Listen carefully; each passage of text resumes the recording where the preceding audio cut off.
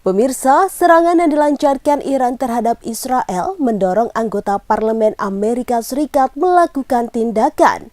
Sebanyak 90 anggota parlemen di Kongres Amerika Serikat mendorong Ketua DPR Amerika Serikat Mike Johnson untuk segera mengajukan RUU pendanaan asing yang mencakup bantuan sebesar 14 miliar dolar kepada Israel. Sementara itu, terpisah pejabat tertinggi Partai Demokrat di DPR, Hakim Jeffries meminta meloloskan RUU pendanaan asing senilai 95 miliar dolar untuk bantuan Ukraina dan Israel. Agar sebuah RUU menjadi undang-undang di Amerika Serikat, rancangan undang-undang tersebut harus disetujui oleh Senat dan DPR serta ditandatangani oleh Presiden. Diketahui, Iran melancarkan serangan pertamanya ke wilayah Israel pada Sabtu 13 April 2024 malam. Teheran mengatakan pihaknya melakukan serangan itu sebagai respon atas serangan Israel terhadap konsulat Iran di Suriah pada 1 April 2024. Sementara itu, sejauh ini Amerika Serikat telah membantu Israel menghancurkan puluhan drone dan sedikitnya 6 rudal balistik yang dilancarkan dari Iran dan Yaman. Hal ini disampaikan oleh Komando Pusat Amerika Serikat pada Senin. Menurutnya, pasukan Amerika Serikat menghancurkan 80 drone serang satu arah, termasuk 7 UAV yang ditargetkan di darat sebelum diluncurkan.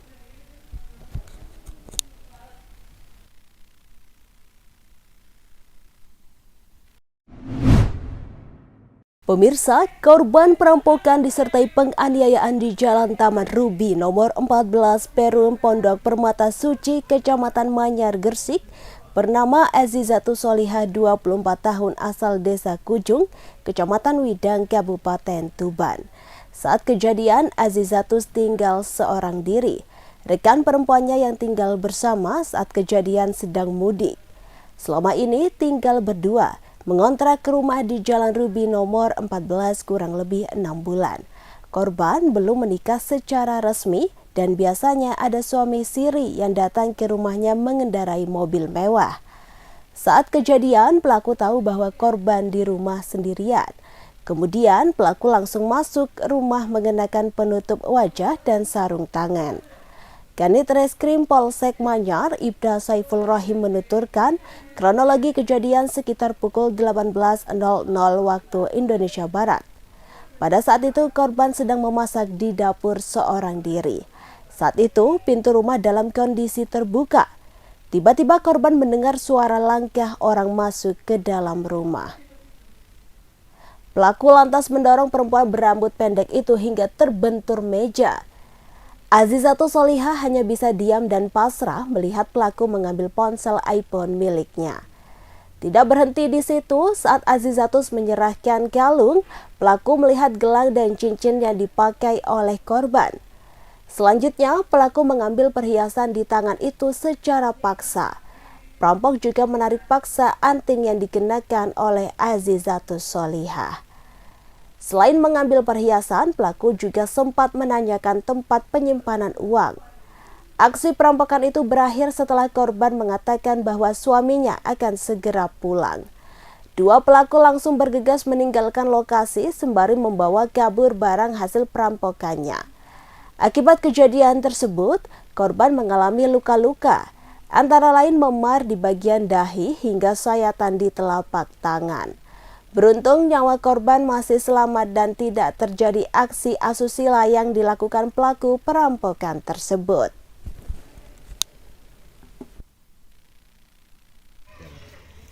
Untuk kejadiannya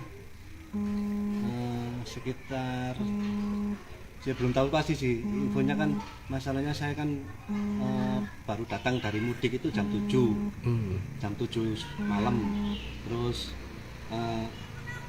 dapat info dari suaminya korban itu ada berita perampokan.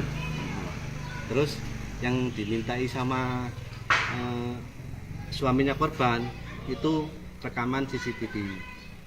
Setelah itu semua sudah koordinasi sama warga. Untuk kejadiannya belum tahu pasti sih Pak ya, jam berapa. Terus informasinya juga belum tahu pasti juga. Karena ini bersifat untuk perampokan dan menggunakan kekerasan, ada senjata tajamnya. Indikasinya kan saya juga nggak tahu motifnya seperti apa. Cuman yang saya tahu waktu saya pulang dari mudik itu sudah terjadi perampokan. Korban ini di sini tinggal berapa orang? Kalau untuk korbannya 2 orang, temannya. Nah, waktu menempatinya kurang lebih 6 bulan lah. Kebetulan orangnya juga penghuni tidak tetap. Ya, istilahnya itu kontrak lah gitu kan. Nah, kisaran kurang lebih 6 bulan lah. Asli mana orangnya ini, Pak? Dengar sih aslinya sih kayaknya Tuban. Nah, kalau yang suaminya itu aslinya kalau lihat dari logatnya Madura juga kan gitu. Kalau korban kejadiannya di sini tinggalnya Sama temennya, cewek juga. Ya belum tahu juga sih pasti namanya siapa. Tuh. Ada temannya. Kebetulan kemarin itu nggak tahu sih temannya kok nggak ada pulang atau gimana waktu Lebaran. Kan gitu. ada CCTV yang cerita ini ada yang merekam gerak-gerik mencurigakan nggak? Kalau untuk merekam gerak-gerik yang mencurigakan itu ya nggak bisa dipastikan karena kan nggak mengarah ke rumah, nggak mengarah ke rumahnya karena mengarahnya ke wilayah rumahnya masing-masing kan gitu.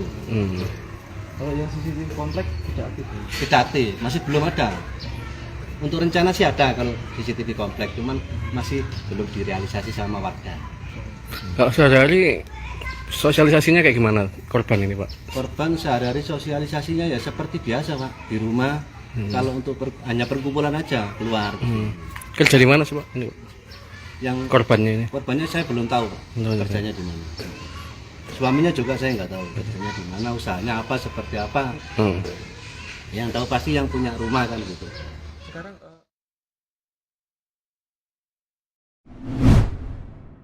Pemirsa, ada yang berbeda di Madrasah Ibtidaiyah atau MI Ma'arif Setono Ponorogo Selasa 16 April 2024 pagi. Siswa MI Ma'arif Setono datang ke sekolah tidak sendiri. Terlihat mereka datang bersama dengan orang tua mereka. Kepala MI Ma'arif Setono Muhammad Mansur mengaku bahwa open school atau open madrasah memang kegiatan tiap tahun, di mana menjalin silaturahmi kepada anak didik dan wali murid. Dan berikut laporan selengkapnya.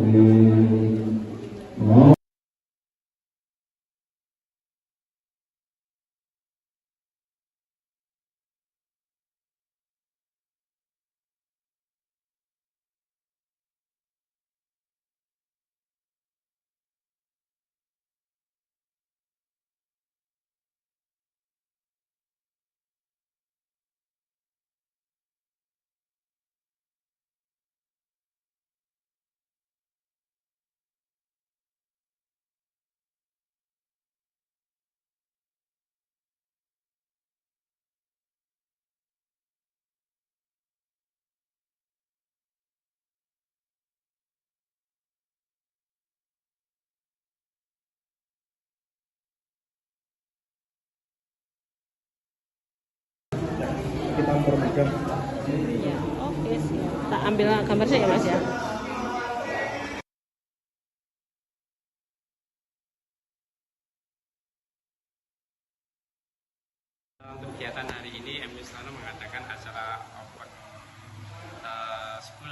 Kebun Madu Besar yang ini alhamdulillah sudah menjadi rutinitas untuk lembaga kami setiap tahun kita mengadakan acara silaturahmi bersama anak-anak didik kita bersama wali murid yang ini menjadi sebuah momen yang bagus di hari raya ini untuk apa kita saling maaf-maafan antara wali murid, antara stakeholder yang ada di lembaga ini bersama anak-anak dan Bapak Ibu guru. Ini merupakan hal yang penting karena kita pasti yang namanya manusia juga tidak luput dari yang namanya khilaf dan kesalahan serta bisa sama manusia. Jadi pada hari ini kita mengadakan acara ini untuk saling maafkan dan kita momen yang kita laksanakan pada hari Selasa ini. Hari pertama masuk sekolah ya Pak ya? Iya. Ini kenapa kok memilih bergantian? Kan bergantian ya, kelas 1 pagi, kemudian nanti per 1 jam kalau nggak salah, kenapa Pak? Kita jadwal seperti ini biar kondusif, jadi biar tidak bersama-sama bareng-bareng akhirnya kurang kondusif. Jadi kita atur shift-shift atau jadwal-jadwal per kelas, mulai kelas 1 sampai kelas 6 bersama wali murid biar lebih nyaman, lebih kondusif setiap kelas. Setelah itu kita adakan salam-salaman dan buka bersama. Kenapa kok melibatkan wali murid? Karena biasanya di sekolah itu kan hari pertama ya salam-salaman, tapi kan cuma guru sama murid lah. Di MI Ma'arif Setono ini tadi saya lihat ada wali murid juga datang. Kenapa Pak? Untuk lebih dekat. Lebih dekat ya? Lebih dekat dengan wali murid kita, komunikasi. Kita tidak terlepas dari wali murid ya, sebagai partner kita. Pemirsa, Yordania melarang Israel menggunakan wilayahnya untuk membalas serangan ke Iran. Kini, militernya tengah siaga penuh dan meningkatkan patroli udaranya. Dikutip dari tribunnews.com, hal ini disampaikan oleh juru bicara resmi Angkatan Bersenjata Yordania. Dijelaskan bahwa Angkatan Udara Kerajaan Yordania meningkatkan patroli udaranya pada Selasa 16 April 2024 pukul 01.00 waktu setempat. Manuver ini dinyatakan untuk mencegah penetrasi udara dan mempertahankan wilayah udara Yordania dari pihak manapun. Lebih lanjut dijelaskan, tindakan ini menandakan kesiagaan penuh Yordania di tengah perkembangan eskalasi di kawasan. Angkatan Bersenjata Yordania juga tidak mengizinkan penggunaan wilayah udara negaranya oleh pihak manapun untuk tujuan apapun. Langkah ini diambil untuk menjaga keamanan negara dan keselamatan warganya. Warga Yordania lantas dihimbau agar tak terseret ke dalam rumor yang beredar yang akan menimbulkan kegelisahan di kalangan masyarakat. Pernyataan Angkatan Bersenjata Yordania Tentara Arab ini muncul setelah kabar jika Dewan Perang Israel mendesak IDF untuk menyerang balik Iran. Pasalnya, Teheran pada Minggu 14 April dini hari meluncurkan 300 drone dan rudal ke wilayah Israel. Tindakan Iran dilakukan membalas serangan Israel terhadap konsulat Teheran di Damaskus. Pemirsa, para pelaku usaha mikro kecil menengah atau UMKM yang berjualan di wisata Pantai Lon Malang, Desa Bira Tengah, Kecamatan Sokobana, Kabupaten Sampang, Madura, dihujani berkah pasca Lebaran Hari Raya Idul Fitri. Mengapa tidak, di tengah membludaknya pengunjung di destinasi wisata setempat, jumlah pembeli turut meningkat berkali-kali lipat. Bahkan per hari mereka bisa menghasilkan keuntungan mencapai 4 juta hingga 6 juta rupiah. Keuntungan itu dirasakan penjual sate bernama Turiah, 30 tahun, warga desa Bira Tengah, Kecamatan Sokobana, Kabupaten Sampang, Madura. Menurutnya, di tengah meningkatnya jumlah pengunjung seperti di momen liburan pasca Lebaran, omset yang diperoleh berkisar 3 juta hingga 4 juta rupiah per hari. Kondisi itu jauh meningkat dibandingkan hari biasanya, mengingat hanya memperoleh 400.000 hingga 500.000 rupiah per harinya.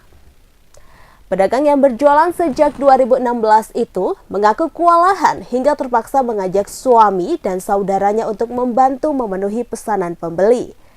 Sementara pedagang bakso bernama Tirani 23 tahun mengungkapkan hal yang sama jika dirinya mengalami keuntungan besar saat momen pasca Lebaran.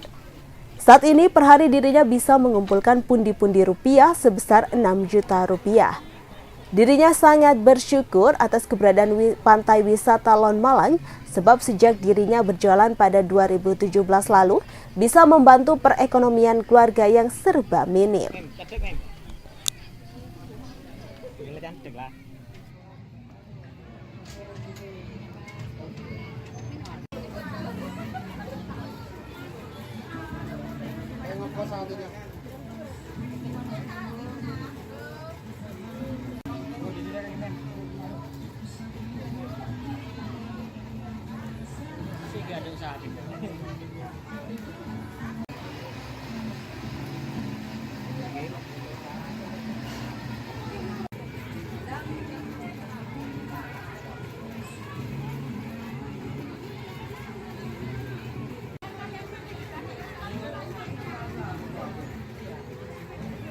Berapa lama berjualan, Pak? Alhamdulillah semenjak Lon Malang dari 2018 saya sudah berjualan di sini di UMKM Lon Malang.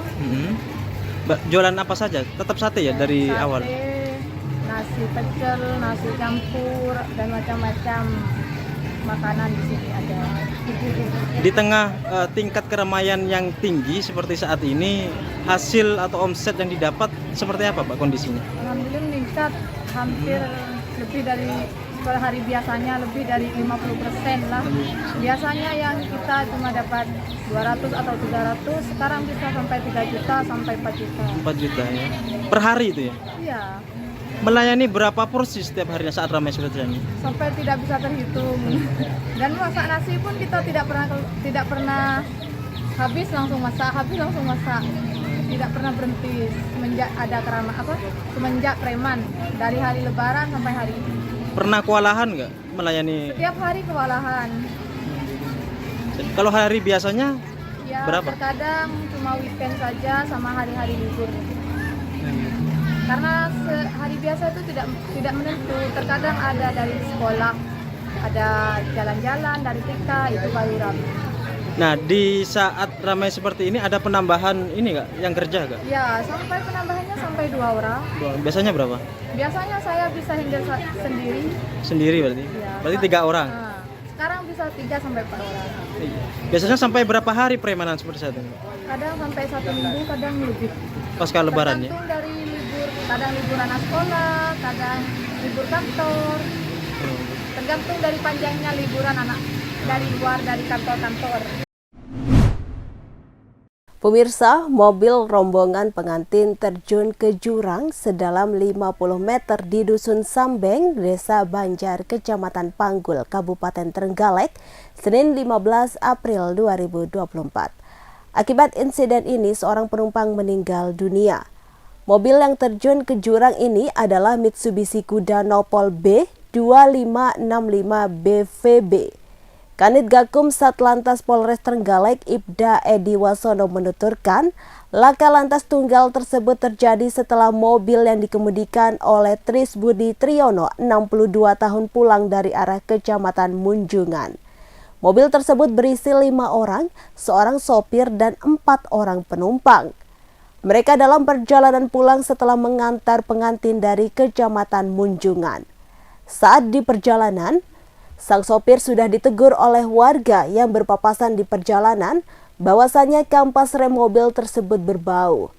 Saat jalanan menurun, mobil rombongan dari Brebes, Jawa Tengah tersebut mengalami remblong sehingga laju mobil tidak dapat dikendalikan. Akibat insiden tersebut, seorang penumpang atas nama Sri Hartini 60 tahun meninggal dunia. Sedangkan mobil yang terperosok jurang tersebut harus dievakuasi petugas dibantu oleh masyarakat setempat. Di jurang Tanjakan Bulu.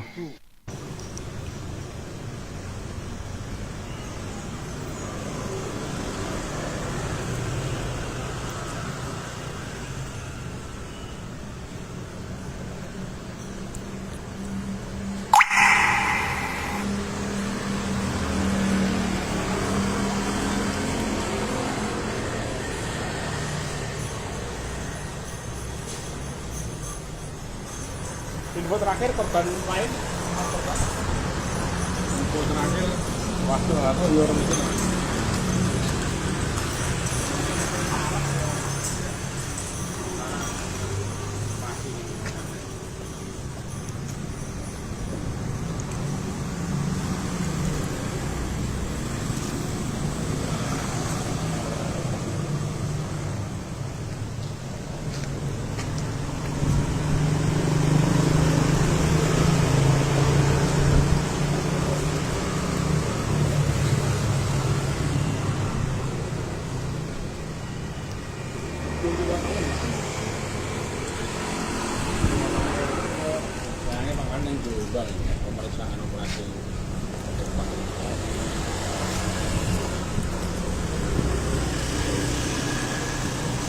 Selamat siang Tribuners.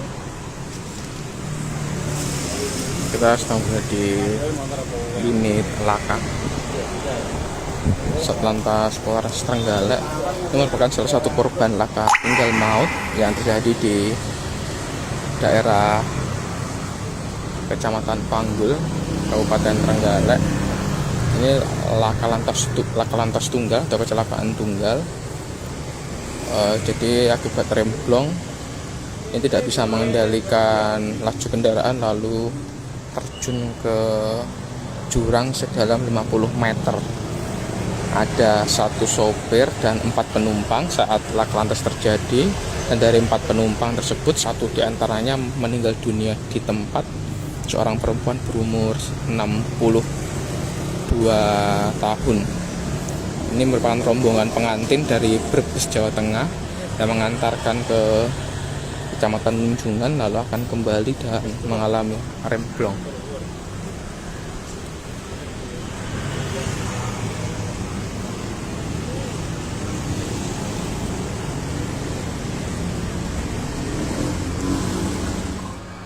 Ya, terima kasih Mas. Jadi perlu kami laporkan, perlu kami sampaikan bahwa kemarin hari Senin tanggal 15 April 2024 sekira pukul 16.10 ini memang telah terjadi laka lantas tunggal, yaitu kendaraan Mitsubishi Kuda minibus yang membawa penumpang 5 orang. Itu awalnya dari Munjungan, acara manten mau pulang ke Banjar. Itu akhirnya terjadi kecelakaan di Desa Banjar, Kecamatan Panggul. Ini penyebabnya apa, Komandan? Penyebabnya itu remnya blong, tidak menguasai medan, ya mungkin kurang paham di situ medannya, akhirnya remnya blong, tidak menguasai, tidak bisa mengendalikan, akhirnya masuk ke jurang. Untuk korban? Dan untuk korban itu ada 4, yang 1 meninggal, penumpangnya 5, yang 1 meninggal, yang 4 luka. Jadi 5, korbannya 5. 1 meninggal di tempat, yang 4 mengalami luka dan langsung dibawa ke Puskesmas Panggul, dan saat ini sudah menuju ke rumah sakit.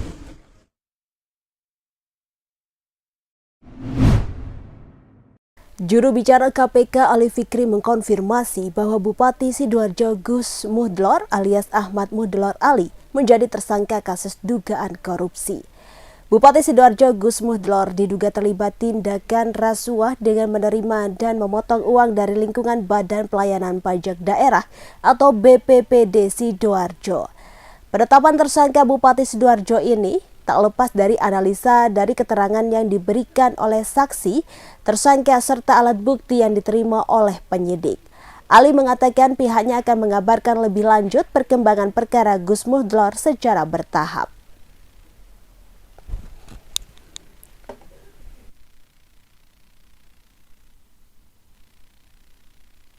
Dan keterlibatan pihak yang diduga turut.